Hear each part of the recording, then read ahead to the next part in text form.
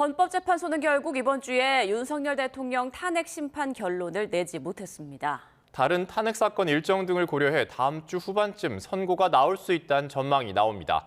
이경국 기자가 보도합니다. 윤 대통령 탄핵 사건 선고가 나올 가능성이 크다고 점쳐졌던 14일, 헌재의 결론은 나오지 않았습니다. 선고가 결국 이번 주를 넘기면서 윤 대통령 탄핵 심판은 최장기간 심리가 이어진 대통령 탄핵 사건으로 남게 됐습니다. 아직 선고기일 통지도 이루어지지 않은 만큼 다음 주 초반 선고도 어려울 것으로 보입니다. 오는 18일 오후에는 박성재 법무부 장관 탄핵 사건의 첫 정식 변론이 잡힌 상황. 대통령 탄핵 사건 파장을 고려하면 박 장관 변론기일 이전이나 같은 날 선고하는 건 무리라는 관측도 있습니다. 이에 따라 대통령 탄핵 선고는 빨라야 다음 주 중반이나 후반이 될 거라는 전망이 나옵니다. 한덕수 국무총리 탄핵 사건의 선고 시점도 여전히 변수로 남아 있습니다. 다만 선고가 임박했음을 추측할 수 있는 징후들은 곳곳에서 확인됩니다. 헌법재판관들은 빈도를 더욱 늘려 결론을 내기 전까지 매일 오후 대통령 사건 평의를 진행하고 있고, 최근에는 재판관들을 경호하는 경찰 인력도 더욱 보강된 것으로 전해졌습니다. 일각에선 선고가 예상보다 더 늦어질 수 있다는 주장도 나오는데, 문형배, 이미선 재판관 퇴임이 예정된 4월 전에는 결론이 날 가능성이 큽니다. YTN 이경국입니다. 헌법재판소의 탄핵 심판은 결정이 나오는 즉시 효력이 생기는 것으로 많이 알려져 있습니다. 그 즉시가 정확히 언제를 기준으로 하는 건지 선고 과정을 유심히 보면 알 수 있습니다. 김영수 기자가 보도합니다. 탄핵 청구가 기각된 최재해 감사원장은 곧바로 직무에 복귀했습니다. 오전 10시에 시작한 헌법재판소의 선고 절차가 채 마무리되기 전인 10시 반쯤 감사원에 도착했습니다. 현명한 결정을 내려주신 헌법재판소 재판관님들께 감사하다는 말씀을 드립니다. 탄핵 심판 결정 효력이 발생하는 시점에 답이 있습니다. 재판 결과인 주문이 선고되면 효력이 생기는 걸로 보는데, 재판관들이 주문을 읽을 때 시간을 확인하는 이유도 여기에 있습니다. 감사원장 사건의 경우 선고 요지를 읽기 전 시작하자마자 주문이 나왔던 겁니다. 탄핵 사건이므로 선고 시각을 확인하겠습니다. 지금 시각은 박근혜 전 대통령 탄핵 심판 결정문에는 2017년 3월 10일에 11시 21분까지 선고 일시가 명시돼 있습니다. 헌법재판의 실무를 정리한 자료를 보면 선고 효력의 시점을 명확하게 하기 위한 거라고 설명됐습니다. 탄핵 심판의 경우 대통령은 물론이고 공직자의 권한 행사와 직결된 만큼 최대한 공백이 없도록 하는 취지입니다. 탄핵 심판 최종 결과만 기다리고 있는 윤석열 대통령도 선고 당일 특정 시간에 주문과 함께 운명이 갈리게 됩니다. YTN 김영수입니다. 윤 대통령은 수사 초기부터 체포 적부심이나 구속 취소 등 다양한 방식으로 사법 절차에 문제를 제기해왔습니다. 사건 관계인이나 윤 대통령 지지자들도 유사한 절차를 밟는 등 파급력이 만만치 않습니다. 신지원 기자가 보도합니다. 지난 7일 윤석열 대통령의 구속 취소가 인용된 후 일주일간 유사한 법적 대응이 잇따르고 있습니다.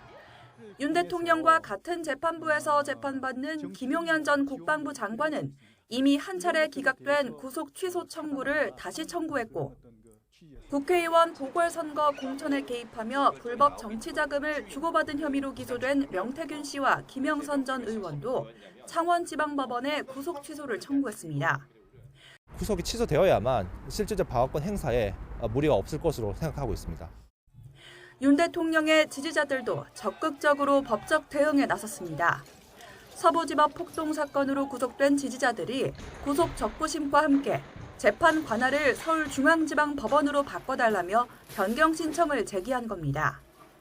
앞서 윤 대통령이 체포영장을 발부한 서부지법에 관할권이 없다며 서울중앙지방법원에 체포 적부심을 청구했던 것과 유사합니다. 체포적부심이나 구속 취소 청구가 흔히 이뤄지지 않던 절차라는 점을 고려하면 윤 대통령의 영향력이 적지 않은 셈입니다.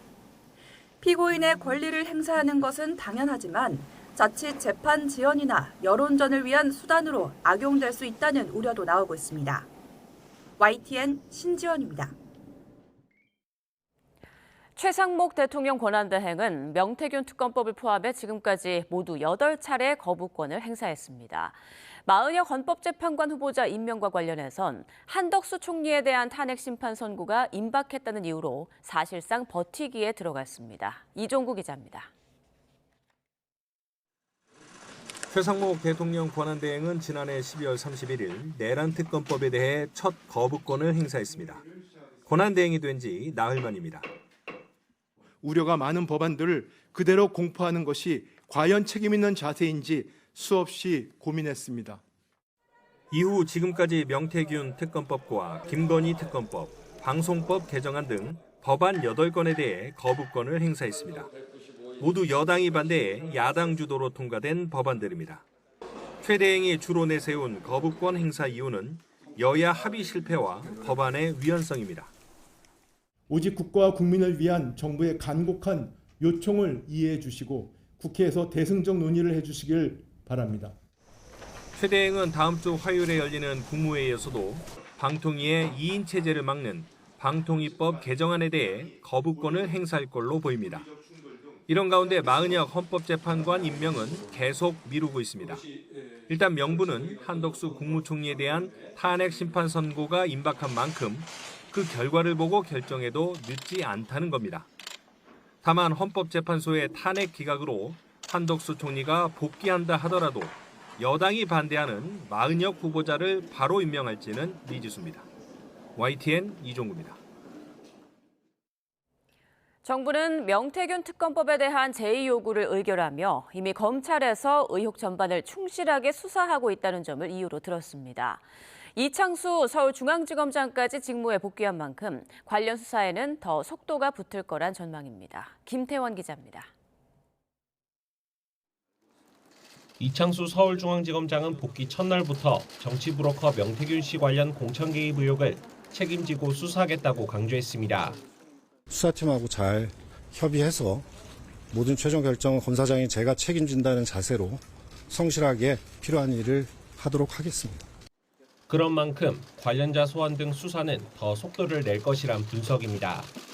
의혹은 명 씨가 지난 대선 국면에서 윤 대통령에게 유리한 여론조사를 무상으로 제공한 대가로 지난 2022년 국회의원 보궐선거에서 김영선 전 의원의 공천을 받아냈다는 게 핵심입니다. 특히 김 여사는 지난해 총선까지도 명 씨와 메신저 등으로 공천 관련 대화를 여러 차례 나눠온 것으로 드러난 만큼 수사가 불가피하다는 관측이 지배적입니다.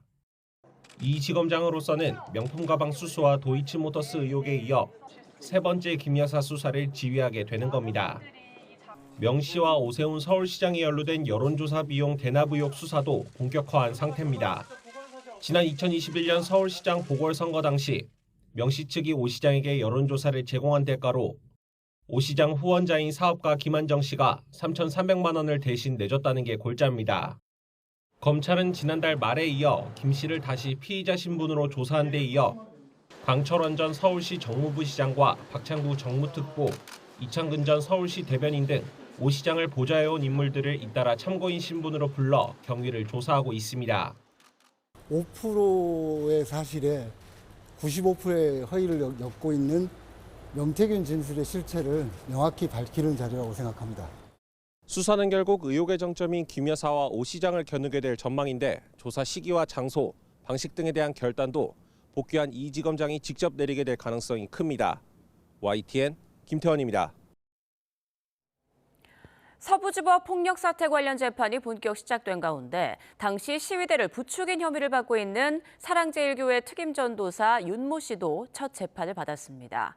윤 씨는 사태의 원인이 부정선거에 있다며 재판에 앞서 관련 수사단을 먼저 꾸려야 한다고 주장했습니다. 임혜진 기자입니다. 법무부 호송버스 한 대가 법원으로 들어섭니다. 지난 1월 19일 서부지법 폭동에 가담한 사랑제일교회 특임전도사 윤모 씨의 첫 재판이 열렸습니다. 검찰은 윤 씨가 법원 출입문 셔터를 올리며 시위대의 법원 난입을 부추겼다고 봤는데 윤 씨 측은 떠밀려 들어가 침입 의도가 없었고 물리력을 행사하지 않았다고 주장하며 혐의를 일부 부인했습니다. 법정에서 자신의 직업을 전도사라고 밝힌 윤 씨는 재판에 앞서 사태의 원인인 부정선거 의혹부터 해소해야 한다며 합동조사단을 꾸려야 한다고 주장했습니다.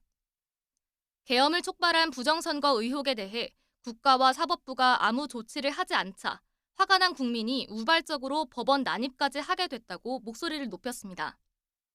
이에 대해 재판부는 합동수사단은 재판부의 권한이 아니라며 일축했습니다.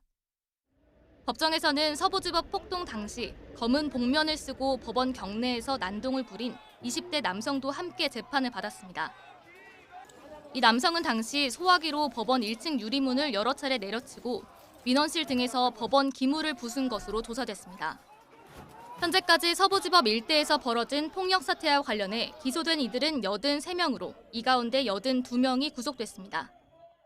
나머지 가담자들에 대한 재판은 오는 17일과 19일 차례로 진행될 예정입니다. YTN 임혜진입니다. 경찰은 윤석열 대통령 탄핵 심판 선고당에 전국 경찰관서에 가포 비상을 발령하고 경찰력을 총동원해 안전관리에 나섭니다. 경찰청은 어제 이호영 경찰청장 직무대행 주재로 탄핵 선고일 대비 상황 점검회의를 열고 이 같은 방안을 논의했습니다. 경찰은 선고 전날부터 서울청 의료 비상 등 전국의 비상근무를 발령하고 선고 당일에는 가포 비상을 발령해 전국 377개 기동대 2만 명을 투입하는 등 가용 인력을 총동원할 예정입니다. 이 직무대행은 시설 파괴, 경찰관 폭행 등 공권력에 도전하는 행위에는 무관용 원칙으로 강력 대응할 것이라며 서울 서부지법과 같은 불법 사태가 재발하지 않도록 엄정 대비하겠다고 말했습니다.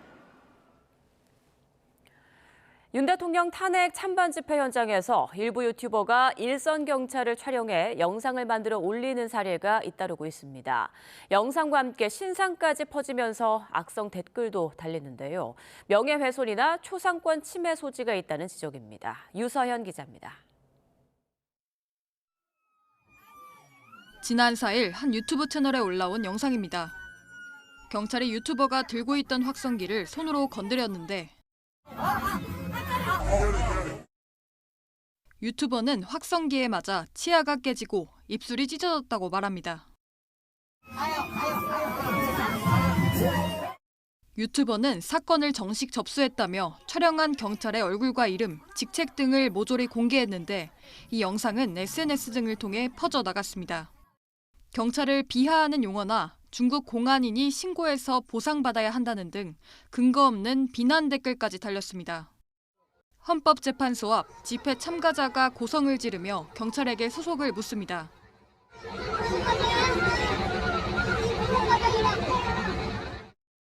경찰이 알면 뭐하게라고 답하자 유튜버는 이를 촬영해 폭력경찰, 막말경찰이라며 영상을 올리고 신상을 함께 적었습니다. 이처럼 윤석열 대통령 탄핵 찬반 집회 현장에서 일부 참가자들이 일선 경찰관을 촬영해 SNS에 올리는 일이 잇따르고 있습니다. 경찰 내부에서는 이런 사례가 집회 시위 현장에서 경찰의 대응을 위축시킬 수 있다는 등의 우려가 나옵니다. 전문가들은 이 같은 행동이 사적 제재로서 위법 소지가 있다고 지적합니다.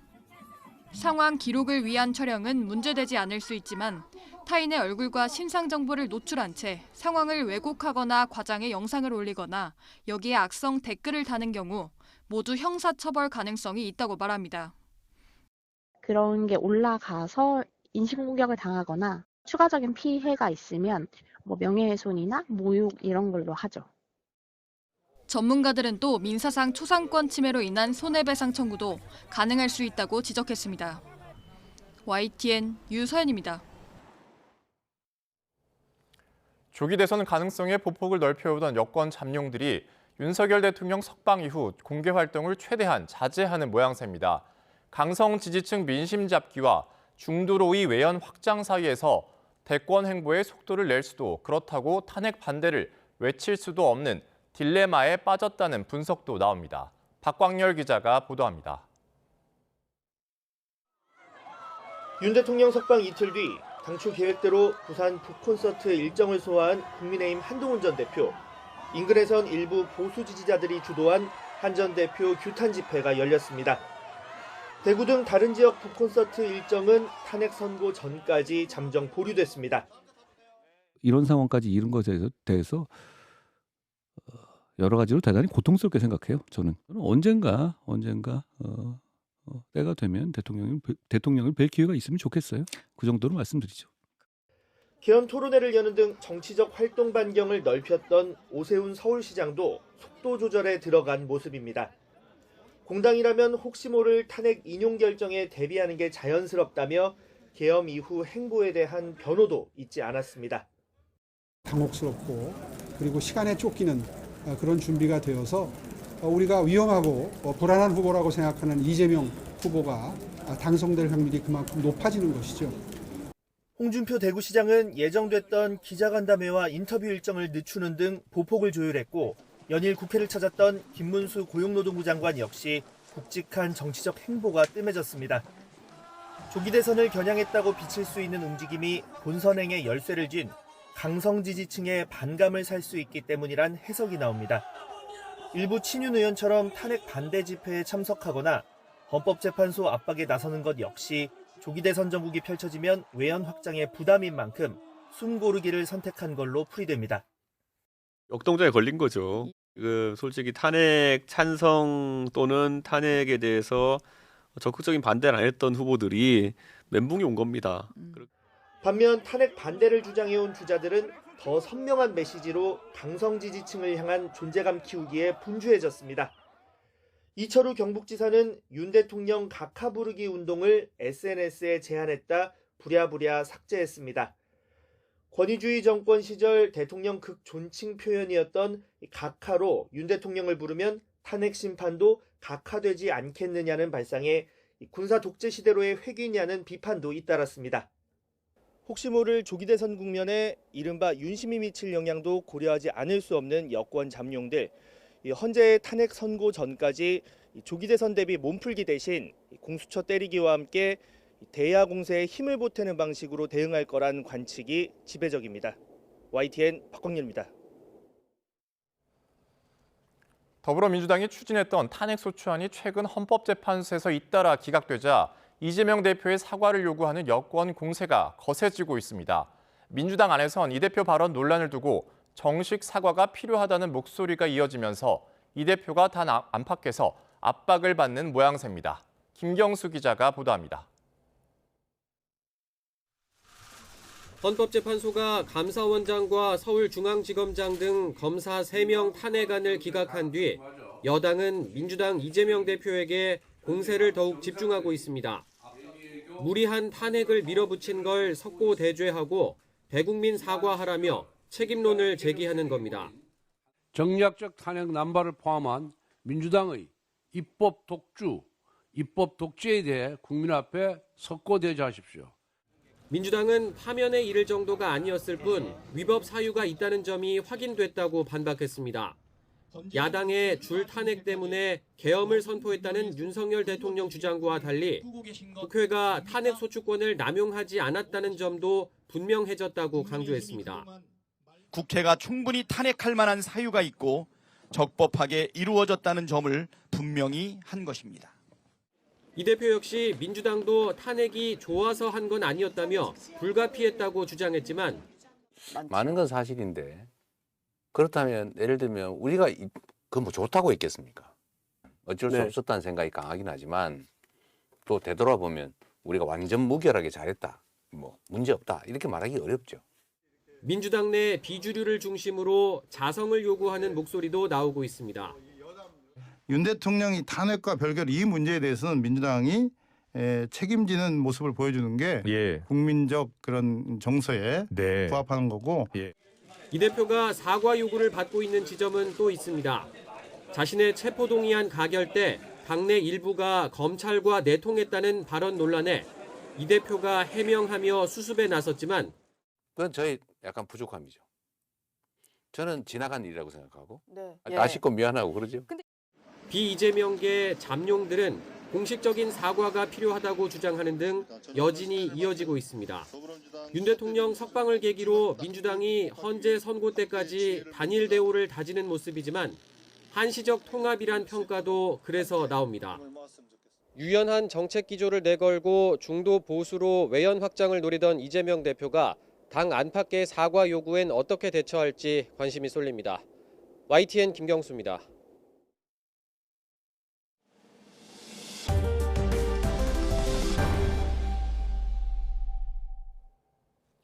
서울 제기동에 있는 재개발 구역에서 건물이 무너지면서 한 명이 숨지고 한 명이 다쳤습니다. 철거 작업을 위해 건물을 살펴보던 도중 갑자기 붕괴 사고가 난 것으로 추정되는데 경찰과 고용노동부가 정확한 원인을 조사 중입니다. 이현정 기자입니다. 소방대원들이 들것을 가져와 구조 작업을 벌입니다. 다친 남성을 업고 급하게 옮기기도 합니다. 어제 오후 1시 반쯤 서울 동대문구 제기동 철거 현장에서 건물이 무너졌습니다. 살짝 건드렸는데 무너졌나 봐요. 그러니까 오래된 건물이라 경찰들은 많이 오고 구급차 오고 소방차도 많이 오고. 50대 작업반장이 무너진 건물에 깔렸다가 구조됐는데 심정지 상태에서 병원으로 옮겨졌지만 숨졌습니다. 또 굴착기 운전자인 40대 남성도 다리를 다쳐 병원으로 옮겨졌습니다. 붕괴 사고가 난 곳은 재개발 구역으로 건물 대부분은 이미 철거가 마무리된 상태로 남은 건물들에 대한 철거 작업이 진행되고 있었습니다. 경찰과 소방당국은 철거를 위해 건물 상태를 확인하던 중 건물이 무너진 것으로 보고 있습니다. 포크레인을 철거하다 그런 게 아니라 작업하기 안전한지 확인차 돌아보다가 무너졌다고. 경찰과 고용노동부는 정확한 사고 경위와 함께 안전관리가 제대로 진행되는지 등을 조사하고 있습니다. 위반 사항이 확인되면 업무상 과실치사상이나 중대재해처벌법 위반 혐의 등으로 입건해 수사한다는 방침입니다. YTN 이현정입니다. 공군 전투기 오폭 사고와 관련해 군 당국이 조종사 2명을 입건하고 본격 조사에 들어갔습니다. 좌표 입력 과정 등에서 어떤 과실이 있었는지, 제대로 된 지휘 감독이 있었는지를 들여다볼 것으로 보입니다. 박희재 기자입니다. 국방부 조사본부는 오폭 사고 일주일 만에 1, 2번기 조종사를 입건하고 조사에 들어갔습니다. 혐의는 업무상 과실치상과 군용시설 손괴죄입니다. 좌표 입력과 폭탄 투하 전후 경위를 재구성해 1, 2번기 조종사들 과실이 각각 무엇인지에 초점이 맞춰질 거로 보입니다. 공군 중간 조사를 보면 좌표 입력 당시 부여된 좌표를 1번기 조종사가 구두로 불러주고 이를 2번기 조종사가 입력한 거로 나타났습니다. 1번기 조종사가 잘못된 좌표를 불렀는지 제대로 부른 좌표를 2번기 조종사가 잘못 입력했는진 진술이 엇갈리는 만큼 규명이 필요한 대목입니다.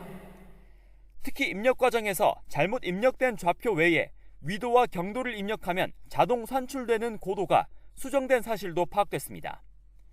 잘못된 좌표로 산출된 고도 500여 피트가 2000여 피트로 바뀌어 있던 겁니다. 이 2000여 피트는 제대로 좌표를 입력했다면 나왔을 고도라 누군가 이를 수정했을 가능성이 제기되고 있습니다. 그 결과 표적은 엉뚱하게도 허공으로 설정된 상태가 돼서 잘못된 좌표보다도 2km 지난 곳으로 폭탄이 떨어졌습니다. 고도 수정 이전 투하가 예정됐던 지점은 군인 아파트 바로 옆 야산으로 파악됐습니다. 잘못 입력된 좌표와 정상 좌표의 고도의 차이를 조종사들이 왜 인지하지 못했을까 하는 부분은 조사 및 수사를 통해 사격 계획이나 비행 준비 상태를 제대로 살피지 않은 거로 파악돼 보직 해임된 지휘관들도 입건되지는 않았지만 조사 중에 있다고 군 당국은 밝혔습니다. 이와 함께 이르면 오는 21일부터 조종사 2명을 상대로 조종사 자격 유지 가능성을 따지는 공중근무자 자격 심사가 진행됩니다. YTN 박희재입니다. 지난 1월 김해공항에서 발생한 에어부산 여객기 화재 사고가 휴대용 보조 배터리에서 시작된 것으로 보인다는 공식 조사 결과가 처음 나왔습니다. 국토교통부 사조위는 여객기 화재 사고 발화 지점과 화재 원인에 대한 국과수 감정 결과를 공개하며 이같이 밝혔습니다. 국과수는 YTN이 입수한 화재 발생 당시 승객이 촬영한 사진에서 처음으로 불꽃이 식별된 점 등을 고려해 항공기 내부 왼쪽 30번열 위쪽 선반 주변을 발화 지점으로 한정했습니다. 또 보조 배터리 잔해에서 다수의 녹아내린 흔적인 전기적 용융흔이 식별되는 상태로 배터리 내부에서 양극과 음극이 합선되는 이른바 절연 파괴가 발생해 불이 났을 가능성이 있다고 설명했습니다. 경기도 광주에 있는 터널에서 추돌 사고 뒤 승용차에 불이 나 운전자 1명이 숨졌습니다. 전국 곳곳에서 화재가 잇따랐는데 밤사이 사건 사고 김희영 기자가 전해드립니다. 물을 뿌려도 사그라지지 않는 불길이 차량을 완전히 집어삼켰습니다.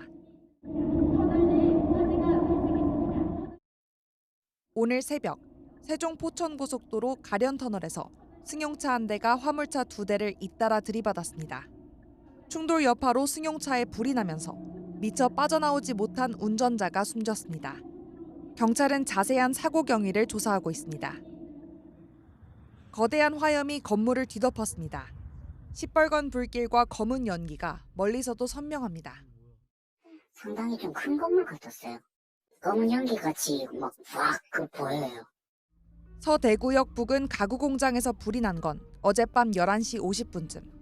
소방당국은 한때 대응 1단계를 발령하고 4시간 반 만에 불길을 완전히 잡았습니다. 주민들에게는 창문을 닫고 외출을 자제해달라는 내용의 재난 문자가 발송됐고 다행히 다친 사람은 없었습니다. 어젯밤 경기 시흥시에서는 다세대 주택에 불이 났습니다. 집안에 있던 40대 여성이 연기를 마셔 병원에 옮겨졌고 나머지 주민 6명은 무사히 대피했습니다. 20여 분 만에 불을 끈 소방당국은 정확한 원인을 조사하고 있습니다. 어제 저녁 경남 김해시 한림면에 있는 돼지우리에서도 불이 나 1시간 50분 만에 꺼졌습니다. 열기가 많이 느껴지더라고요. 이제 돼지들이 막 울음소리 들리고 뛰쳐나가려고 하는 상황을 봤어요. 소방당국은 돼지 1,300마리 가운데 150마리가 폐사한 것으로 보고 있습니다. YTN 김희영입니다. 최근 용접이나 절단 작업 도중 공사장에 불이 나면서 소중한 생명을 잃는 일이 반복되고 있습니다. 전문가들은 작업 시 반드시 안전수칙을 준수해야 하는 건 물론 관련 제도 개선도 필요하다고 강조합니다. 양동근 기자가 보도합니다. 지하에서 구조된 부상자 주변에 구급대원들이 모여 다급하게 응급처치를 합니다. 지난 11일 아침 서울 청담동에 있는 공사장에서 폭발 사고가 나 3명이 중경상을 입었습니다. 산소 용접기로 철제 기둥을 절단하던 중 LP가스가 폭발한 것으로 추정됩니다. 이렇게 용접이나 절단 작업 중 사고가 나는 일이 반복되고 있습니다. 6명이 숨진 부산 반얀트리 리조트 화재도 용접을 하다 튄 불티가 가연성 물질에 옮겨붙으며 발생한 것으로 추정되고 유물이 대량으로 소실될 뻔한 국립한글박물관 화재도 용접 작업을 하다 불이 번졌습니다. 지난 2020년부터 지난해까지 공사장에서 난 화재 사고 가운데 거의 절반에 가까운 1,300건이 용접이나 절단, 연마 작업 중에 발생했습니다. 소방당국과 전문가들은 기본적인 안전수칙만 철저히 지켜도 이런 피해를 충분히 막을 수 있다고 강조합니다. 용접이나 절단 작업을 할 때는 반경 5m 이내에 소화기를 배치하고 10m 이내에 있는 가연성 물질은 치워야 합니다. 또 불티가 튀지 않도록 근처에 비산 방지 덮개와 용접 방화포를 설치해야 화재를 막을 수 있습니다. 가스를 사용하는 경우에는 가스 누출 감지기나 비눗물 등으로 가스 누출 여부를 반드시 확인한 후에 작업에 임하는 것이 바람직합니다. 제도 개선이 필요하다는 목소리도 나옵니다. 지난 2023년 대규모 건설 현장에서 화재 안전 관리자를 반드시 두도록 법이 개정됐지만 관리자를 시공사가 선임해 시공 현장에서 제대로 된 견제가 이루어지지 못한다는 지적입니다.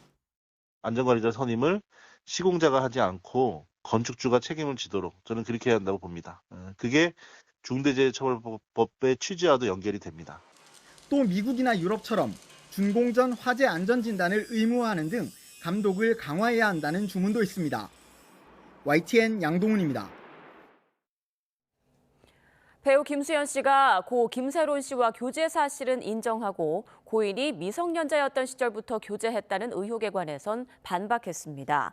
김수현 씨 소속사 골드메달리스트는 어제 공식 입장문을 통해 김수현 씨와 김세론 씨는 김세론 씨가 성인이 된 이후인 2019년 여름부터 2020년 가을까지 교제했으며 미성년자 시절에 김세론 씨와 사귀었다는 건 사실이 아니라고 해명했습니다.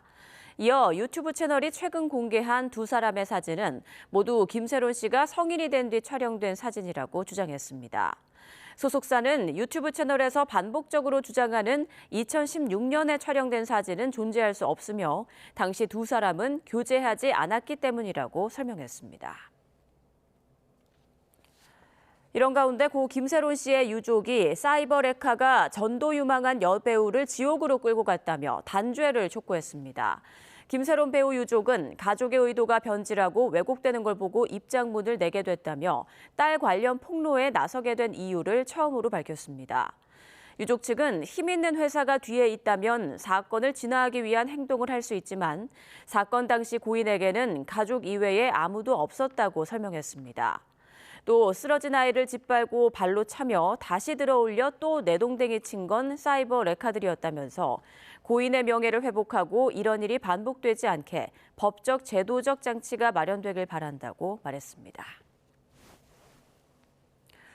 백종원 대표의 더본코리아가 원산지 표시 위반 혐의로 형사 입건된 사실이 확인됐습니다.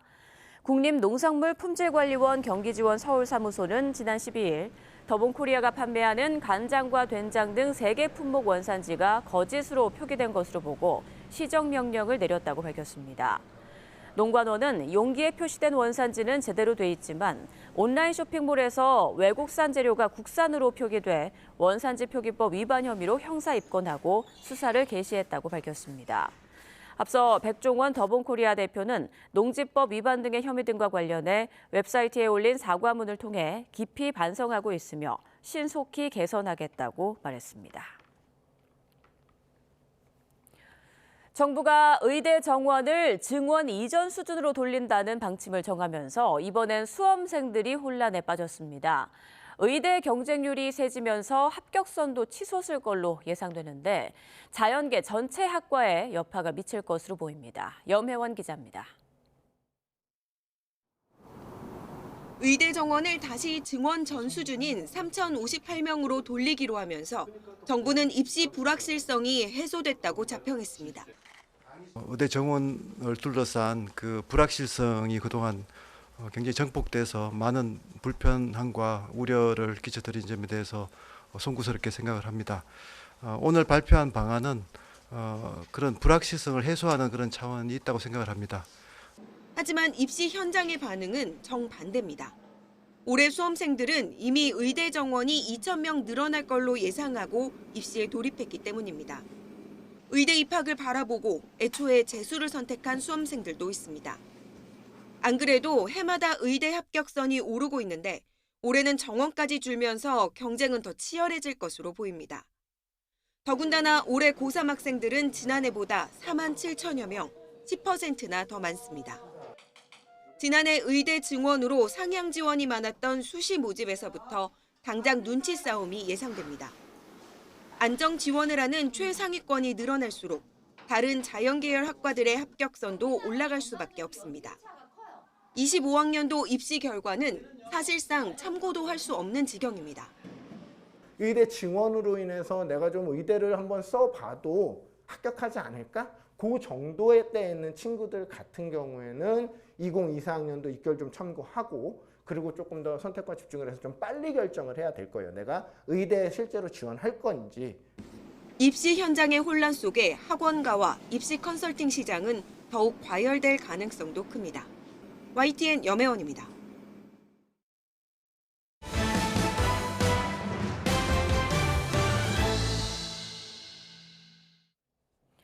홈플러스 경영진이 기업 회생 사태 이후 처음으로 기자간담회를 열고 상거래 채권을 모두 변제하겠다는 입장을 밝혔습니다.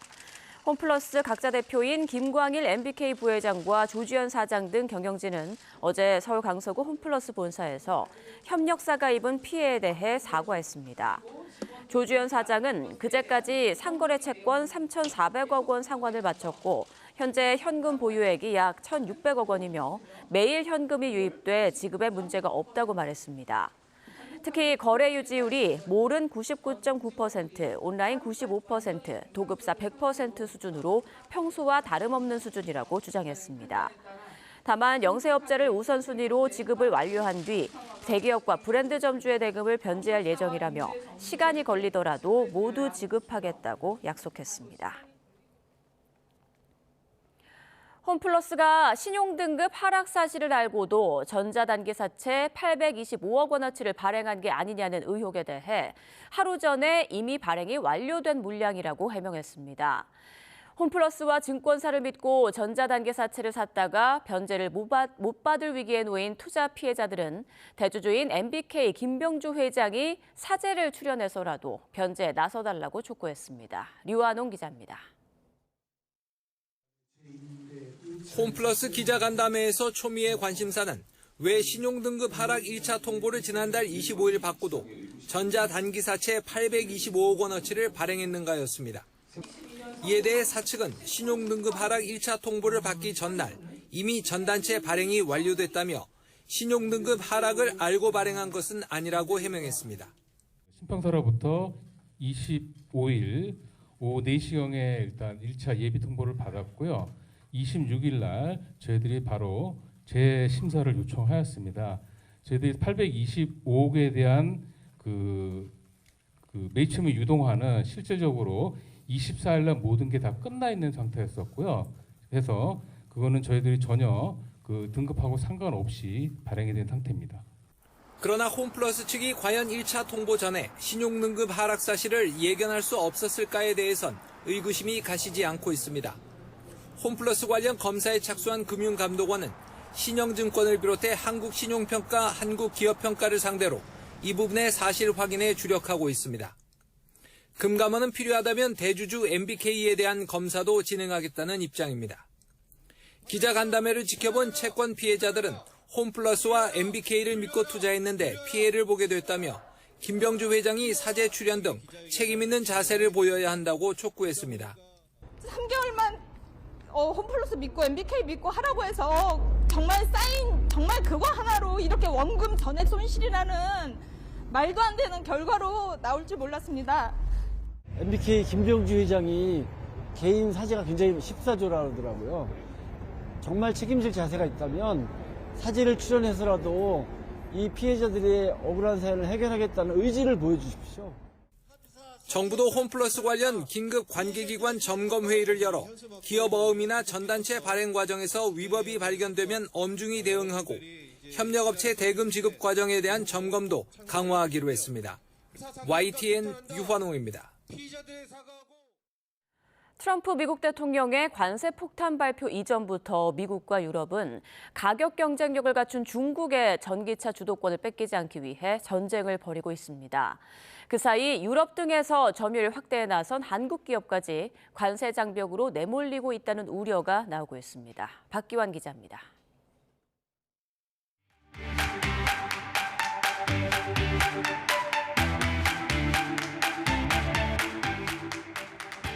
스페인 바르셀로나 외곽에 위치한 한국 자동차 판매점. 품질과 디자인, 기술까지 인정받으면서 한국차의 인기도 높아지는 분위기입니다. They are looking for the overall specifications, and this is one of the points where Kia is among the best manufacturers in the market. 실제 기아는 지난 1월 스페인에서 처음으로 전기차 판매 1위를 차지했고 유럽 시장을 노린 전략 차종도 잇따라 선보이고 있습니다. Ladies and gentlemen, I'm proud to introduce the EV4, the Concept EV2, and the PV5.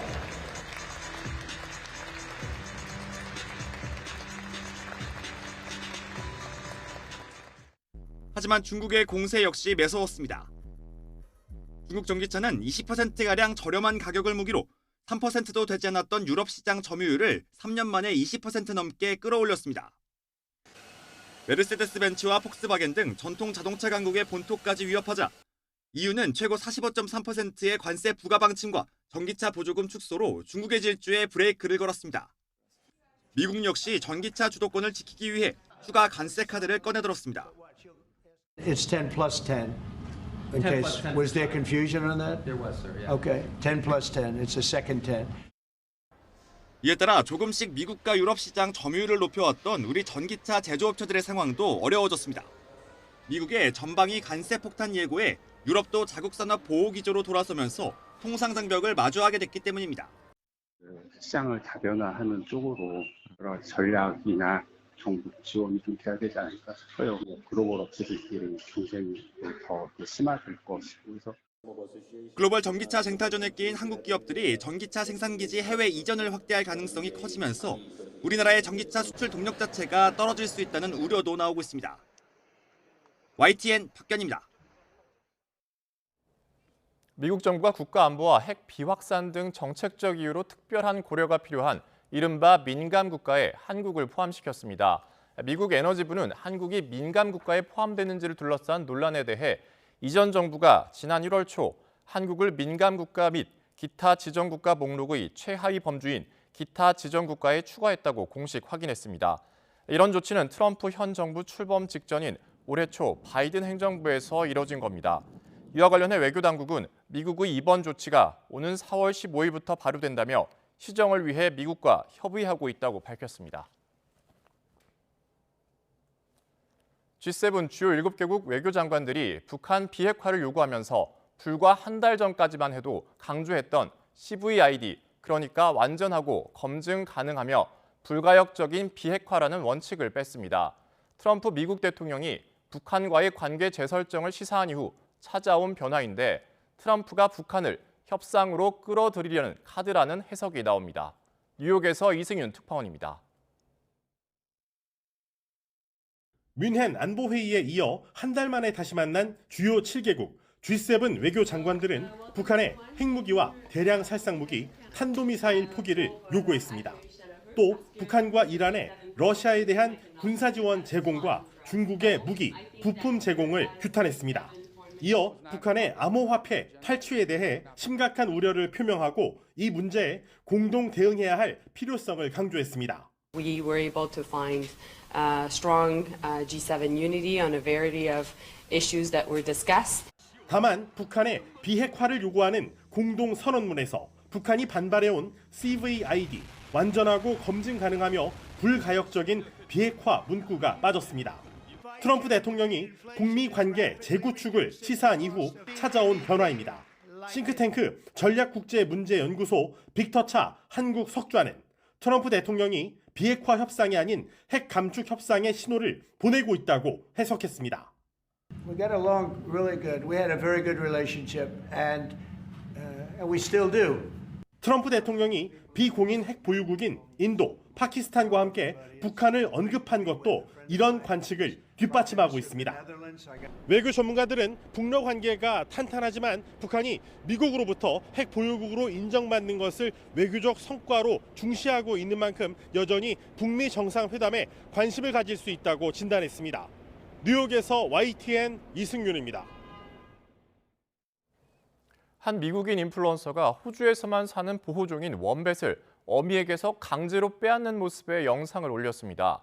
들끓는 여론에 호주 정부까지 나서자 이 여성은 부랴부랴 미국으로 돌아갔는데 호주를 다시 찾긴 어려워 보입니다.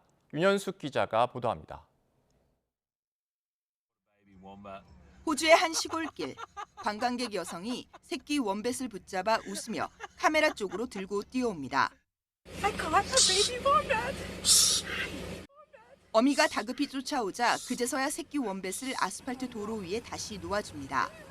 호주에만 서식하는 원뱃은 코알라, 캥거루와 함께 호주를 대표하는 마스코트입니다. 햄스터를 닮은 귀여운 외모에다 멸종 위기에 처해 호주 국민의 각별한 사랑을 받고 있습니다. 새끼 원뱃을 괴롭히는 영상이 퍼지자 호주에서는 분노 여론이 들끓었습니다. It was just swinging from side to side, which could have done a lot of damage to its body.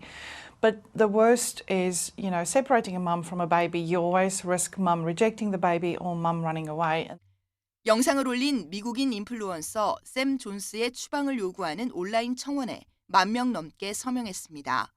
동물보호단체도 동물 학대라며 철저한 조사를 촉구했습니다. 성난 여론에 호주 정부까지 가세해 존스의 비자 취소 검토에 나섰습니다. It's just an outrage.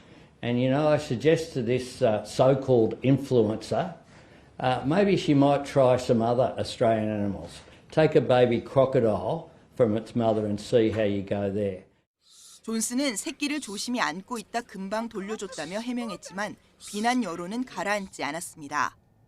결국 영상을 삭제하고 SNS 계정을 비공개로 돌린 뒤 황급히 호주를 떠났습니다. 좋아요를 노리고 원뱃을 함부로 다룬 존스. 존스의 출국에 환영의 뜻을 나타낸 호주 정부는 재입국을 막겠다고 밝혀 앞으로 호주 땅을 다시 밟기는 어려울 전망입니다. YTN 윤현숙입니다.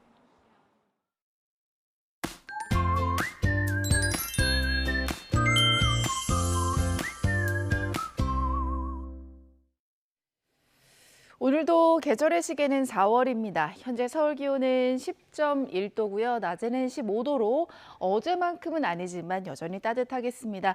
하지만 내일부터는 전국적으로 비나 눈이 오면서 추워집니다. 월요일에는 영하권 꽃샘 추위가 찾아오니까요. 환절기 건강관리 잘 해주시길 바랍니다. 현재 남부와 제주도를 중심으로 비가 오고 있습니다. 내일은 전국에 비나 눈이 확대하겠는데요. 제주도에는 최고 40mm, 그 밖에 내륙으로는 5에서 30mm 정도로 양이 많지는 않겠습니다. 하지만 이번에도 강원도는 폭설입니다. 내일과 모레 강원 산간에 30cm 이상, 경기 동부와 강원 내륙에 3에서 8cm의 큰 눈이 오겠고 서울은 1cm 안팎으로 적을 것으로 보입니다. 현재 기온 살펴보겠습니다. 현재 춘천이 7.4도, 청주가 9.3도고요. 낮 기온은 서울이 15도, 대구 11도, 대전과 전주가 15도까지 오를 것으로 보입니다. 다음 주 화요일에는 전국적으로 또다시 비나 눈이 내릴 전망입니다. 날씨였습니다. 뉴스타트 3부 마칩니다. 시청해주신 여러분 고맙습니다.